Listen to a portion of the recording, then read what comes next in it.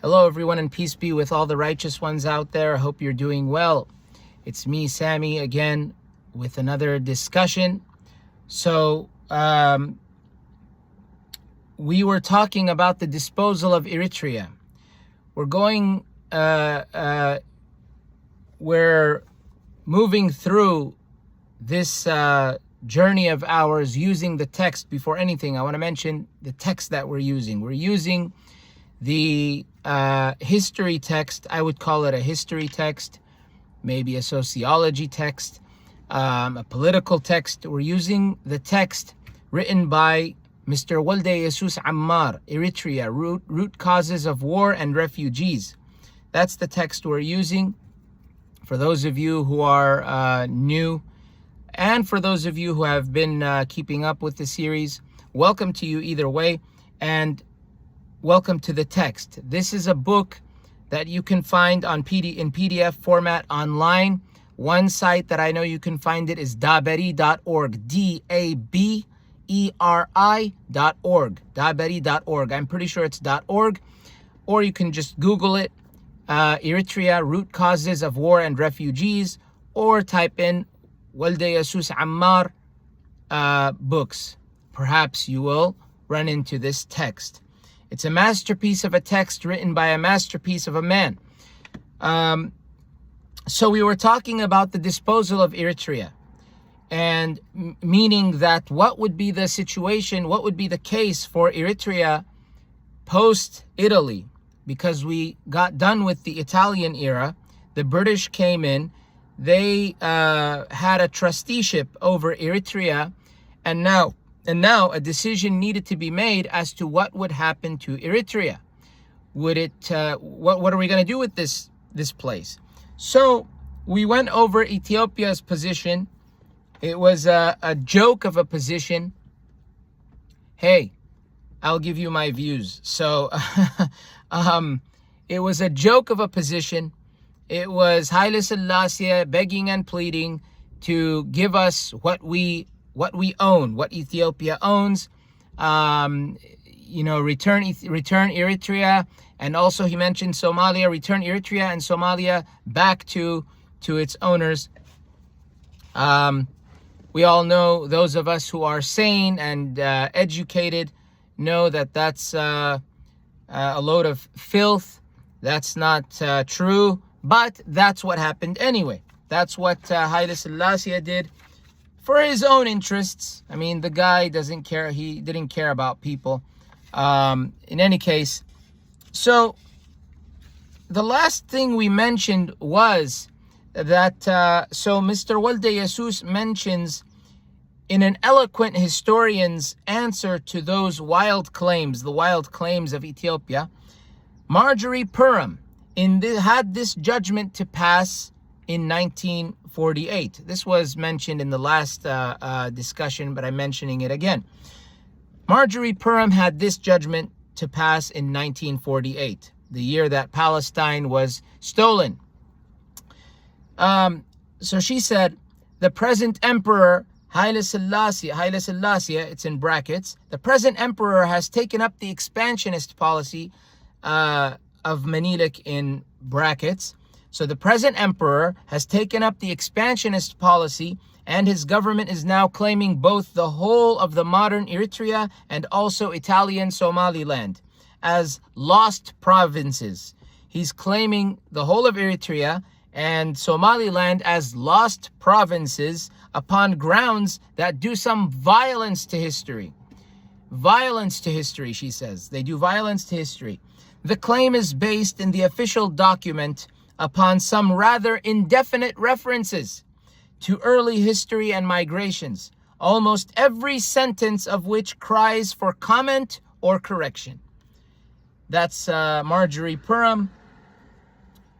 She's quoted, Mr. Walde Jesus quotes her, and we can find this quote in her work, which I believe is a book, The Government of Ethiopia by Marjorie Purim. London, Faber is the publisher. Faber, 1948, pages 434 to 435. So 434 to 435. So this is what Marjorie Purim said. She couldn't have said it better. Mr. Walde Jesus continues to say, but corrections were not to be forthcoming from any source. Instead, the interested powers pressed a resolution through the United Nations to literally hand over Eritrea to Ethiopia based on the latter's rights and claims. Rights and claims. That's what it was. And it was the United Nations Resolution 390A parenthesis V closing parenthesis. So 390A V in parentheses. Of December 2nd, 1950. See Appendix 2, Roman numeral 2. So this is what happened. But it was interested powers. Today and now we're going to go over what the Allied powers had to say. We saw what Ethiopia had to say. They were A. Now B, the Allied powers. What do they have to say about the matter? Let's take a look. Before anything, I begin in the name of God, the compassionate, the merciful. I praise and I glorify him as he ought to be praised and glorified. B, Allied powers. Soon after the war, the UK, USA, USSR, and France took the responsibility of deciding the fate of the former Italian colonies. Great Britain, which in the 1880s played a power broker's role. In the 1880s played a power broker's role in the colonization of Eritrea, was again in the 1940s called upon by fate to redecide on the disposal of Eritrea. So Great Britain, which had something to do with colonizing Eritrea in the past, it had something to do with Italy's colonization.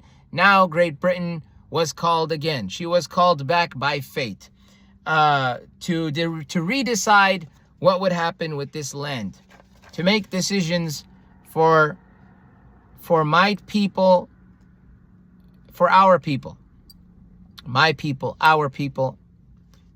She wants to make decisions for us. Okay, let's see what happened. Britain toyed with the idea. There's no the, but I believe the was supposed to be there. No problem, typos happen. Britain toyed with the idea of dividing the territory. Britain toyed with the idea of dividing the territory in ways that would secure its interests in the vital Red Sea zone. One such proposal was presented by the historian Arnold H. Toynbee. Arnold H. Toynbee, then at the research department. So Arnold H. Toynbee, then at the research department of the Foreign Office. He proposed ceding Western Eritrea to Sudan, but Massawa and the hinterland was to be held by one of the big four, one of these big four powers that we mentioned, USSR, UK, USA, France. If I'm not mistaken, that's who the big four were known as. So this was Arnold H. Toynbee's proposal. The western part of Eritrea under Massawa. So western part of Eritrea, my guess would be maybe the Ansaba region, where Karan is, Ansaba, Barka, I don't know about Sahel, maybe Sahel too. Anything below Massawa west, make that a part of Sudan. Everything else, give to one of the four powers. Okay, so you can find this in, of course, in Walde Jesus's work here. Also, you can find it in Tekye Fassahatzion. I think that's how the name is pronounced. Tekye Fassahatzion. The International Dimensions of the Eritrean Question. Horn of Africa, Volume 6, in parentheses, there's the number 2, page 8.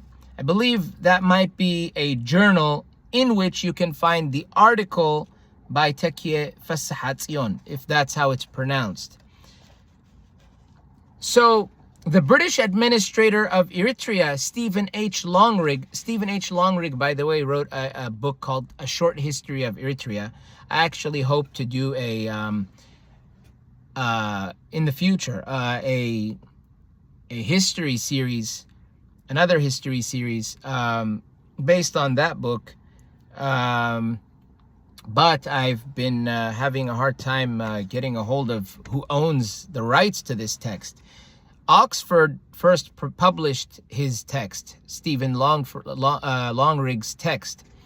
But Oxford, I spoke to Oxford. They said, we'd love to give you permission to use the text, but they couldn't find it in their database.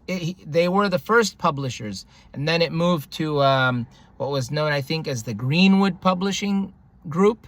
But then Greenwood was bought by someone else. In any case, sorry to take you guys on this little.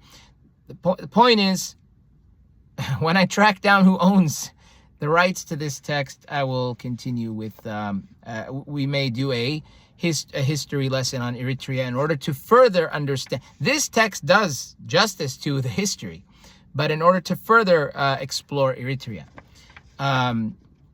So, the British administrator of Eritrea, Stephen H. Longrig, 1941 to 1944, had presented it in these terms. This is what Stephen Longrig said. He said, Muslim tribal areas adjoining the Anglo-Egyptian Sudan should be included in that country, Sudan. The central Christian highland of Eritrea, with the port of Massawa and the Samhar and Saho tribes, should form part of a united Tigray state or province. The Danakil should be assigned to the emperor. Eritrea should cease to exist. And you can find this, I believe so we did mention a source of Longrig. It might be his short history. I don't know. It would be either later on in the bibliography. I think there's a bibliography at the very end. I don't have the end with me right now, but the end of the text that I'm using. But it was mentioned before, because the source is not mentioned in that, implying that it's in the in a previous page, which I'm not going to go and look for the sake of time, and also just because it's I don't think it's that necessary. But he's the one who said this, Stephen H. Longrig, the British administrator of Eritrea. So let's analyze this. So he said Muslim tribal areas adjoining the Anglo-Egyptian Sudan should be included in that country. So the Muslims of basically the western part of Eritrea, those Muslims should be the Muslim tribal areas should be part of Sudan. The central Christian highland, which I would assume is Hamasien, Aklugzai, and Saraye, these should be part of Tigray.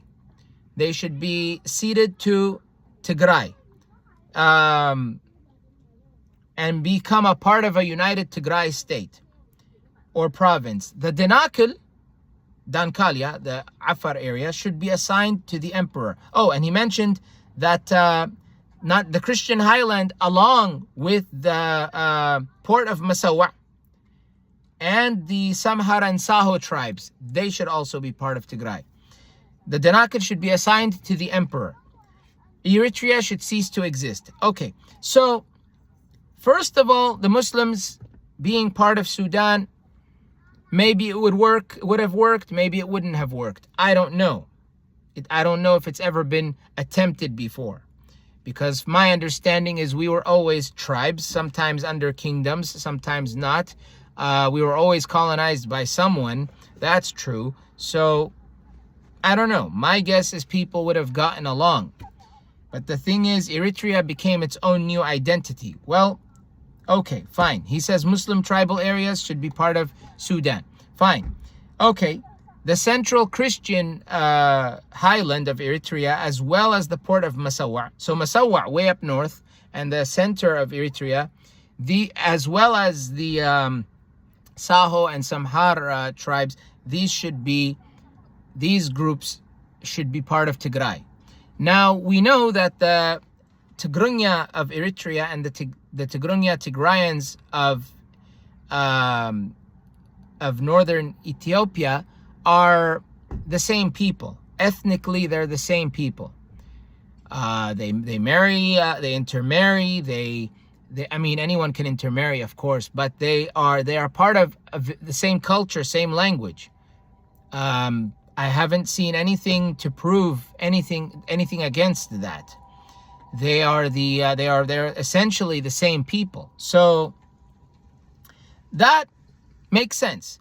Saho, I don't know their relationship with the Irob. Irob are part of Tigray.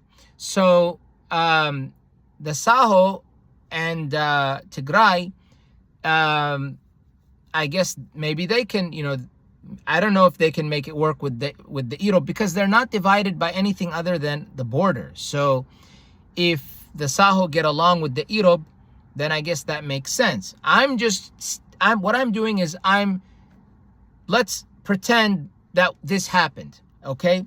That's what I'm doing, is pretending. We can play pretend sometimes, okay? So the Samhar tribes, Samhar is, I believe Samhar is in the, I could be wrong, but I think it's near Dankalia.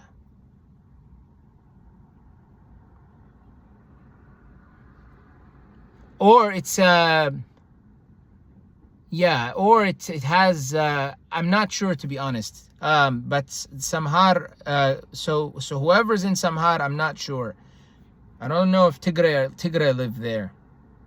Anyway, he says that Samhar and Saho and the port of Massawa. So I guess there can be a connection made.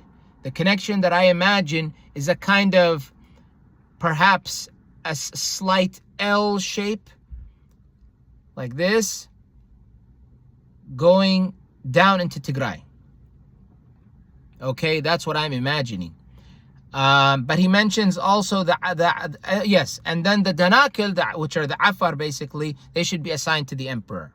And then he says Eritrea should cease to exist. Now, I don't know how the Danakil, how the Afar would have felt about that. I know that the Afar had a sultanate at that time. During Haile Selassie's time, I believe the Afar were not, I could be wrong. So if I'm wrong, I will correct myself in the future. But my understanding is that the Afar were treated better than others. I'm pretty sure they were treated better than the Muslim lowlanders of Eritrea, the Muslim Western lowlanders. I'm pretty sure they were treated better than them. Okay, final sentence is of this quote by Longrig is that Eritrea should cease to exist. Now, anyone can go crazy by hearing this and say, "Oh, how can Eritrea cease to exist?" No, it should not. Well, I mean, if it was a solution, let's just say it was a solution. Well, I mean, if a solution is always better than a problem. So, I don't know how that would have worked out. Honestly, I mean, I think the Sudan, I don't know much about Sudan, but I think Sudan is Sudan. I don't think that me, as someone who's, not to say I don't have Sudanese friends, not to say, I mean, not to say that we wouldn't get along, but I mean, I think that as someone who's from a tribe which has, so what I'm trying to say is basically, if you're from a tribe, if you're Blin, I'm Blin. The Blin are an Ago tribe. We have our own story as Agos. And the Sudanese, obviously, the tribes that live there have their own story. Our story has already kind of been situated. Our conclusion has been situated. Our existence in Karan, who our neighbors are, the Tigray, the Tigrinya, I believe the Bani Amir, these people, maybe the Beja, these people we've already become. Now, I feel like if we were to become part of Sudan, yeah, we would still be who we are. But I feel that we have more of a connection with those who are around us as well as south of us. What I'm trying to say is,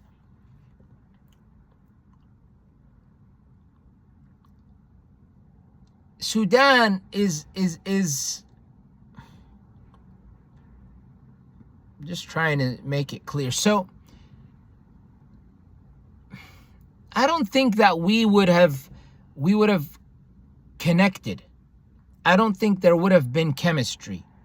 I don't think so with the modern Sudan.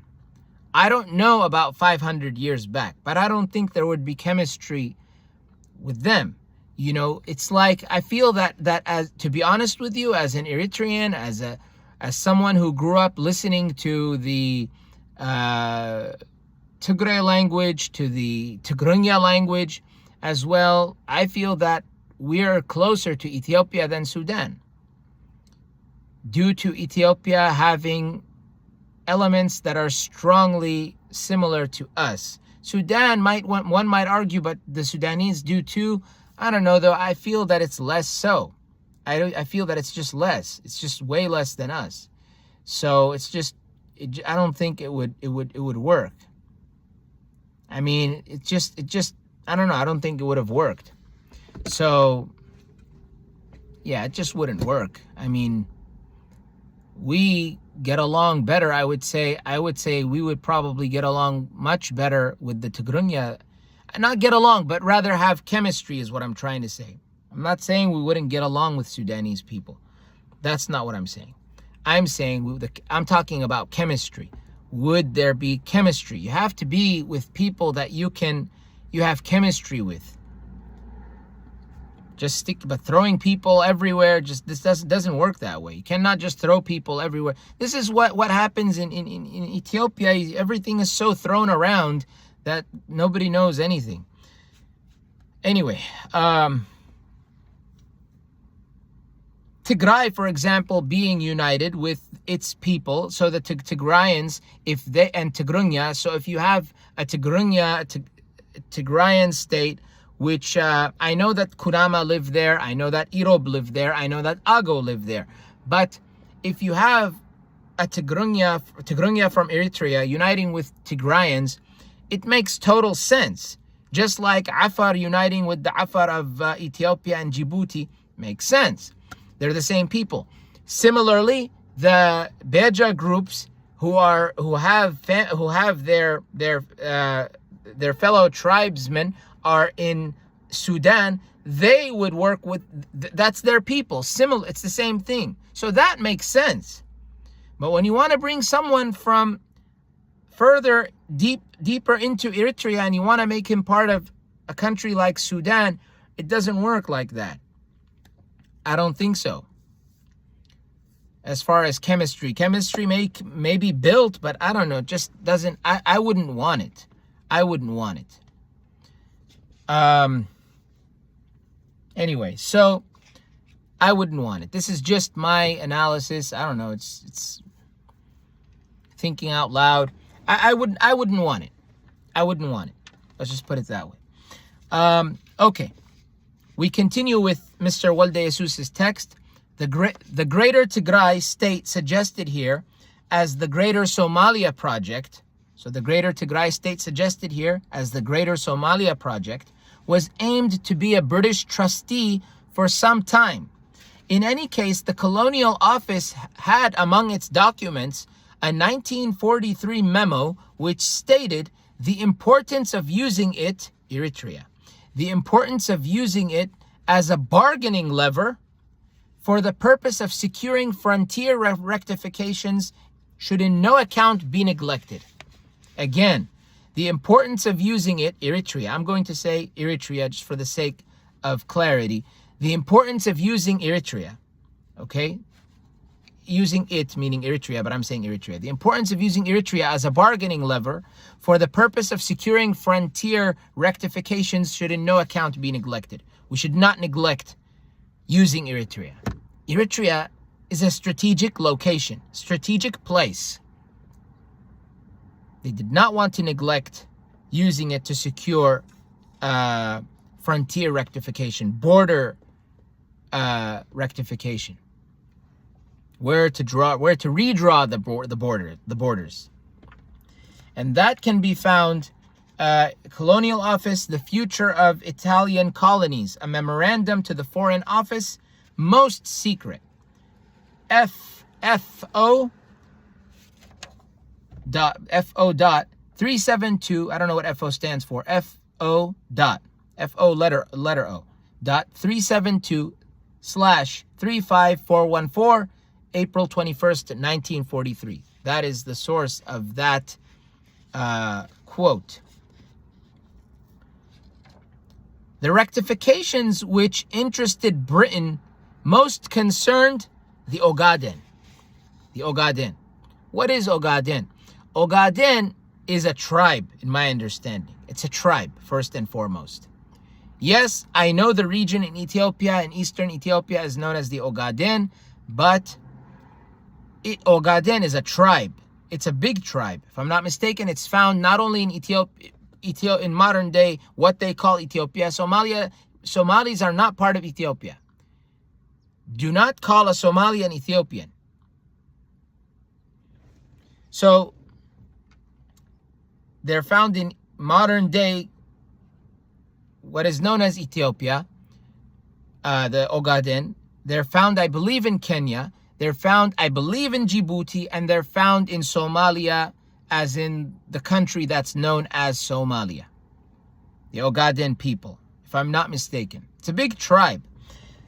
So the Ogaden is basically the Somali region of Ethiopia. It says here the rectifications, these frontier rectifications, or the rectifications which interested Britain most, concerned the Ogaden. British promises for Eritrean self-determination under a flag of their own and a government of their choice were relegated to oblivion. You guys want me to remind you of what the British said? Or have you forgotten? It's okay if you forgot. Let's go back in time. Remember when the British dropped by planes, they dropped leaflets like the planes you hear going above me all the time? They said, Eritrean soldiers, listen, desert the Italians and join us, you people who wish to live under the flag of His Imperial Majesty and to have your own flag. We give you our word. You shall be allowed to choose the government of you, to choose what government you desire. You shall be allowed to choose what government you desire. Remember that? Well, British promises for Eritrean self-determination under a flag of their own and a government of their choice were relegated to oblivion. Gone.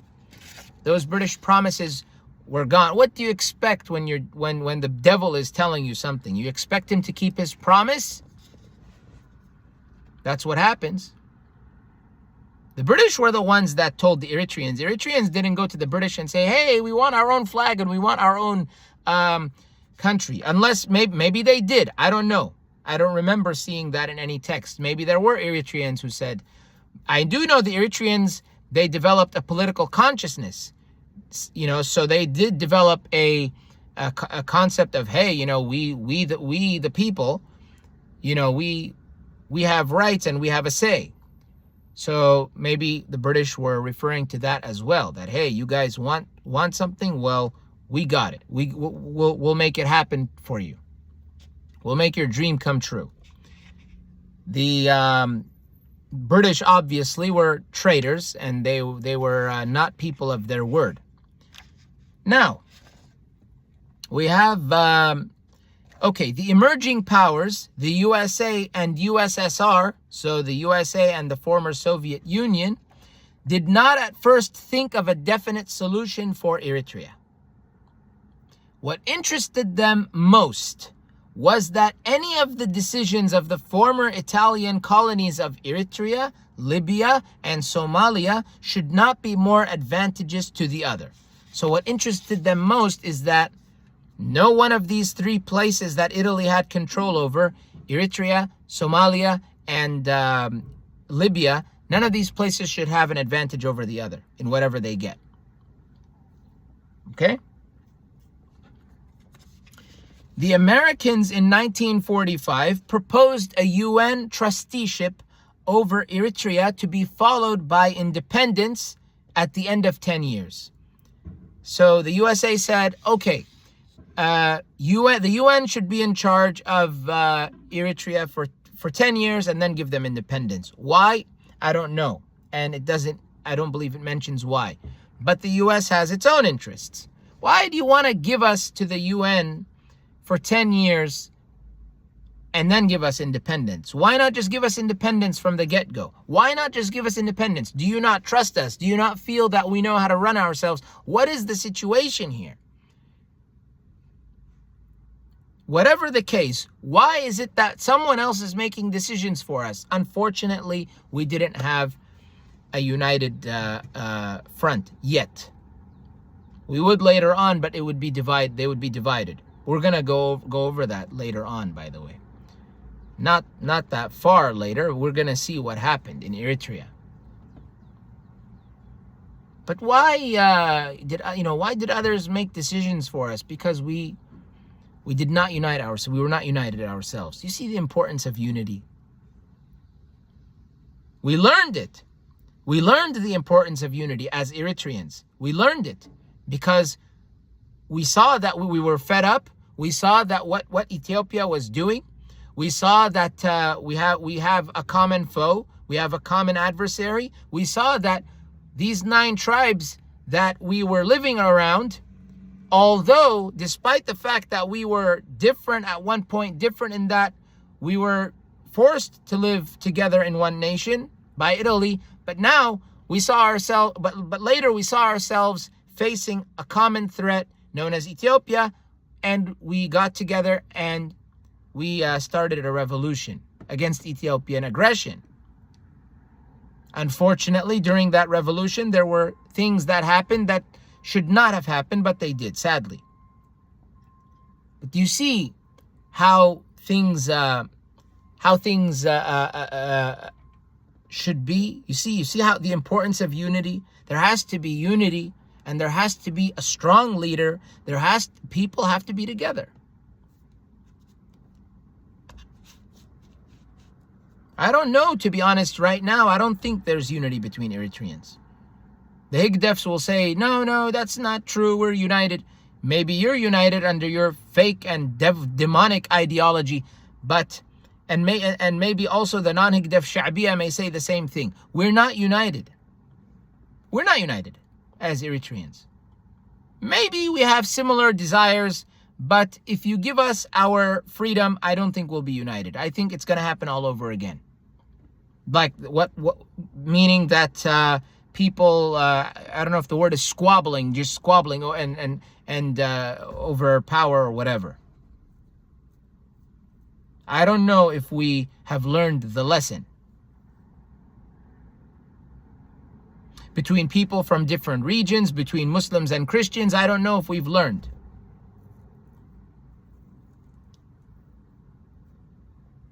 We need to learn. If you want to be strong, you have to be united. But Sami, you're a Muslim, and Muslims are against Christians. We're not against Christians. We're against Christian ideology, and you can be against our ideology. If there was one political party and another political party, can they not oppose each other, but at the end still be able to hug each other and shake each other's hands? If one political party has its views, no, let's just say it's a crazy political party, okay? Not calling for killing people or anything like that, but it's a political party. Can they not sit at a table? Them and the opposing party, they should be able to. Similarly, when it comes to religion, an ideology can be against another ideology. But how do we view the people? Are we being honest with them? Are we being welcoming of them? You see, to be against the Christian ideology is one thing. To be against Christian people, that's a whole nother story. A Christian can be against, well, I wish he wasn't. But if he's against Muslim ideology, that's okay. I wish him guidance to Islam. That should be what I say to him. I wish that God guides you to Islam. If he tells me I wish God guides you to Christianity, I can tell him that I don't wish to be guided to Christianity, and I can tell him why. We should be able to have a healthy debate, a healthy talk, but still be friends at the end. If we are people of intellect, we should still maintain friendship. We should still be able to coexist. We should still be able to be together. There should not be persecution. But Sami, the Ottomans did this. And these people did that. Who said that they represent Islam? Well, they were a caliphate that many Muslims support the Ottoman Empire. Unfortunately, the Christian would be right. So let me say this to you, because many of you are either Eritrean or Ethiopian, and if you're not, it's okay. You're still learning something. Unfortunately, many people who attribute themselves to Islam, my religion, they say things and believe in things that are wrong. They say and believe in things that are wrong. And I'm against it. And there are many people like me who are against it.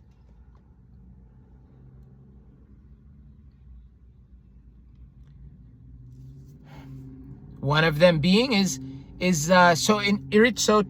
take it to Eritrea on a micro level. If you say that, oh, they're Christians, we don't trust them.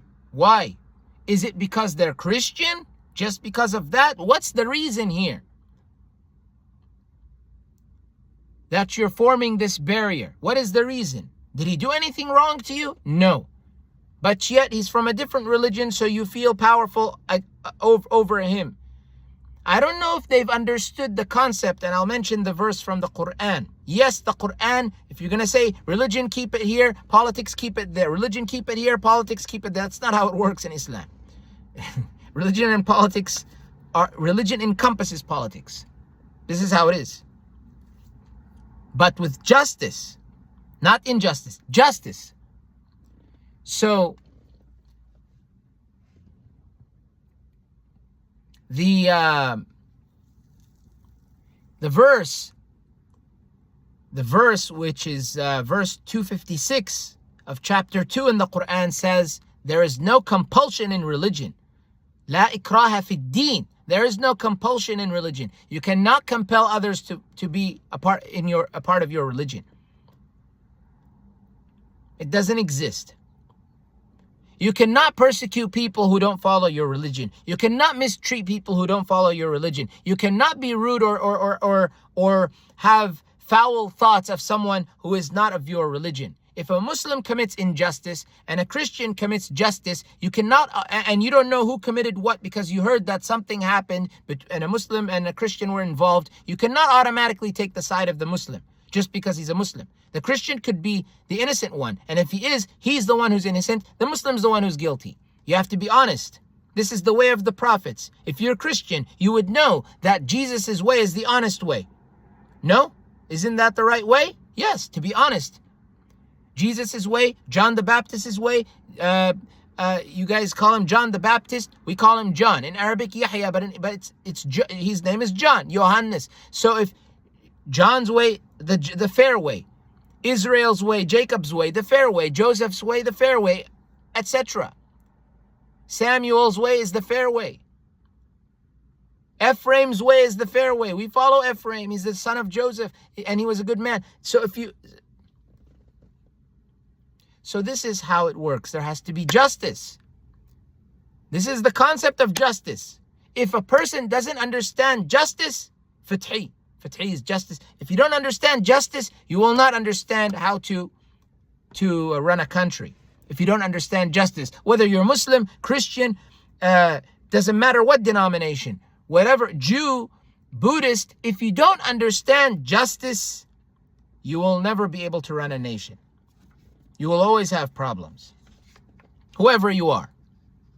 And I speak first to the Muslims because I'm a Muslim. So, if anyone out there is Christian, if anyone out there is Christian and you have a grudge against Muslims because of something they did to you, I'm sorry. I'm sorry. But I don't support that group.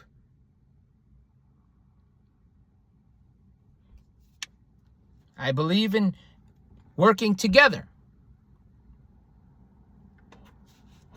When it's my prayer time, I will pray. When it's your prayer time, I leave you to pray.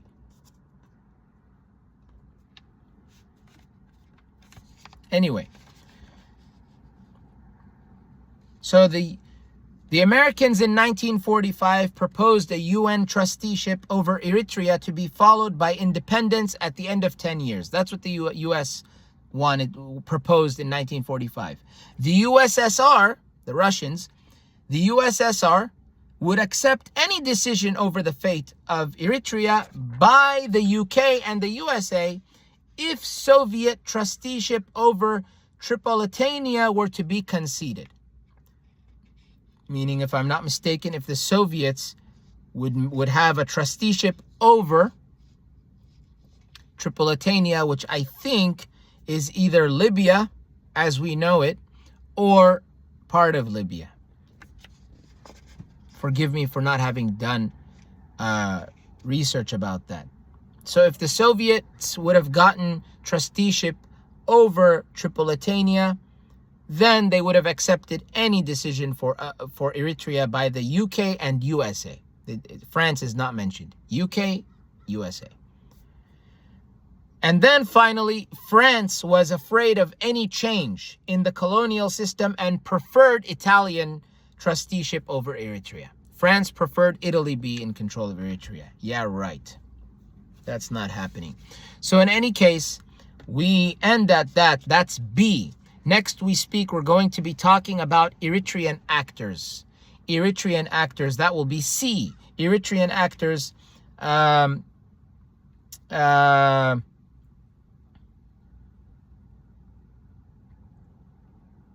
what was what would be going on regarding Eritreans.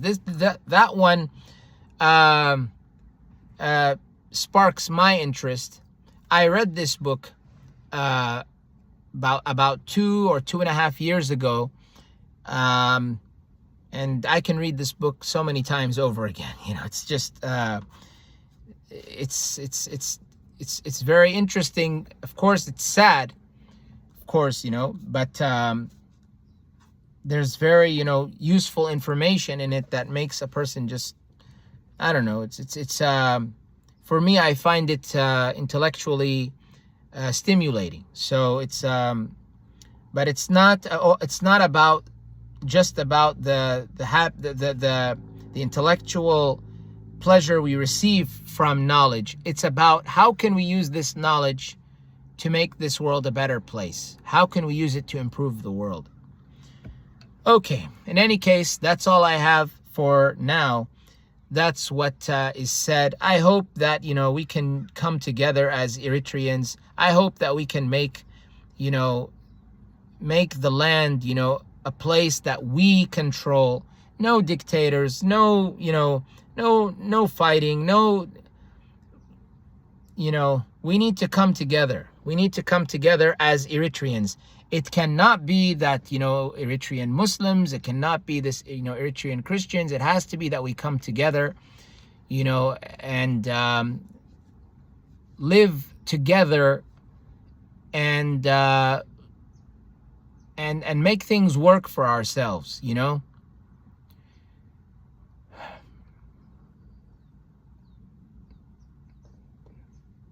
But the problem is many people don't want that,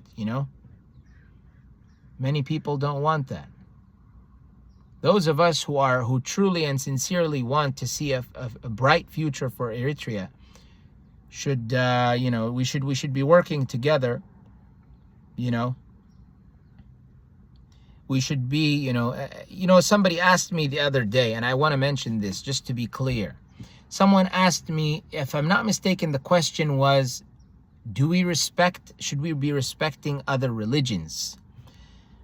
Look, we cannot respect other religions as Muslims, meaning that I respect your religion in that I respect what your religion, your ideology. And I don't expect another person to respect my ideology. I invite him to my ideology. Invite. and he can invite me to his ideology. But I cannot respect the ideology. So how can it be that someone who, like myself, who believes that God has no son and is only one absolute entity, how can I respect the belief that God has a son? The belief I cannot respect. Now, can I respect the person, the one who follows the ideology? Absolutely.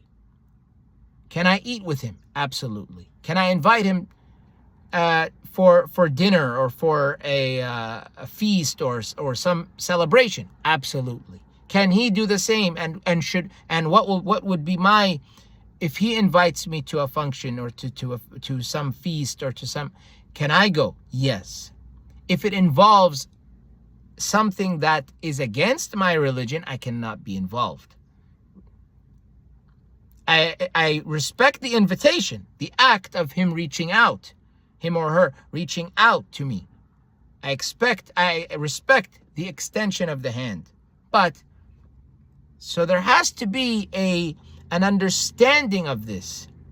When we understand these concepts, when we understand that there are ideologies, that religious ideologies, that's one big step forward. You understand? At the end, we're all people. If you're not my brother in religion, you're my brother in humanity. But if you're Eritrean, you're my brother or sister in Eritrea.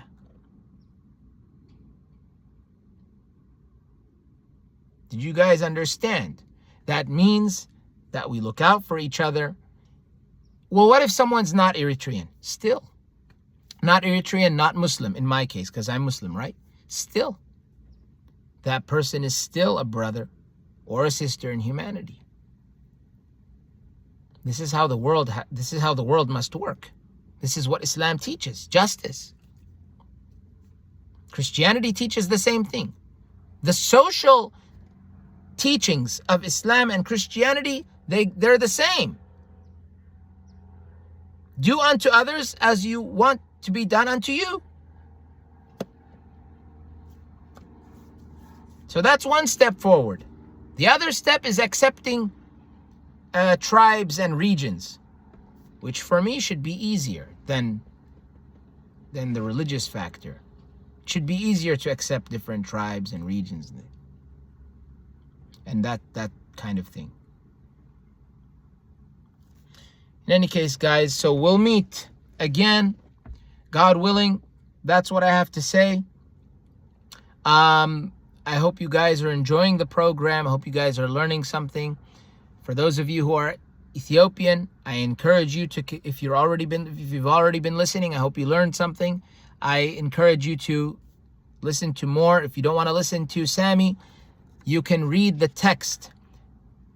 Eritrea, root causes of war and refugees. It will, I believe, I hope, it will resonate. You will resonate with it. You will be able to understand a lot from it. So in any case, and then if you're Eritrean, learn about your home. And if you're not Eritrean or Ethiopian, learn about the politics. Learn about, and you're interested, learn about this part of the world if you wish. In any case, that's all I have for now. I'll see you guys next time. Be well always. Keep safe always. And I'll see you next time. Peace be with you. I'll see you next time, God willing. Peace be with you. Thank you for watching.